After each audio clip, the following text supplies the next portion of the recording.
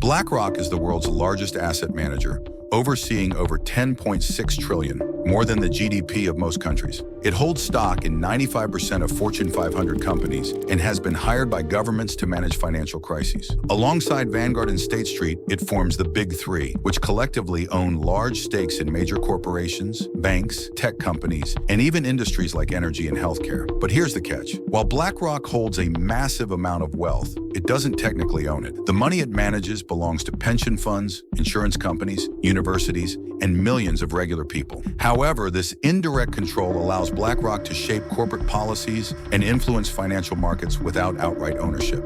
Their power comes from index funds, which let investors put money into the entire stock market instead of just a few companies. And this one launched last week at 100 million.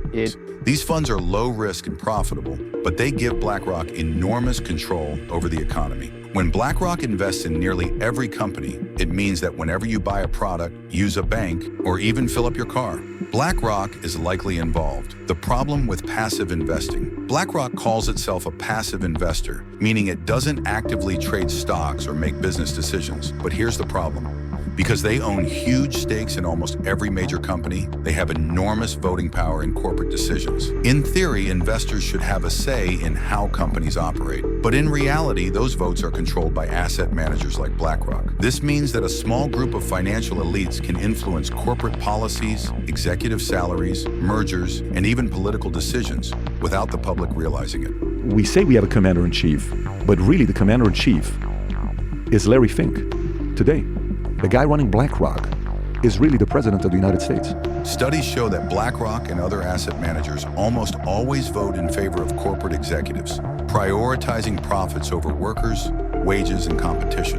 This leads to monopolization, wage stagnation, and rising consumer prices. In other words, BlackRock isn't just investing in companies, it's shaping how they operate. The dominance of BlackRock, Vanguard, and State Street raises serious concerns. Together, they control over 25% of shares in many major corporations. This level of influence allows them to reduce competition. Instead of companies competing to lower prices, they all work toward increasing profits, benefiting the same small group of investors. Take the airline industry, for example. The same few firms hold significant stakes in all major airlines, meaning there's little incentive for airlines to lower ticket prices or improve services. The same applies to banks, retail chains, and even tech giants like Amazon, Google, and Facebook. And if that wasn't enough, BlackRock has deep political connections. Its executives have worked with governments, central banks, and institutions like the U.S. Treasury and the Federal Reserve. Larry Fink, BlackRock's CEO, was even considered for the role of U.S. Treasury Secretary, the loophole that lets them control everything. One of the biggest advantages BlackRock has is self-regulation. Unlike banks, asset managers don't have to follow strict government oversight. Even when regulators tried to classify BlackRock as a systemically important financial institution, SIFI, which would subject it to tighter rules, BlackRock successfully lobbied against it. The key loophole?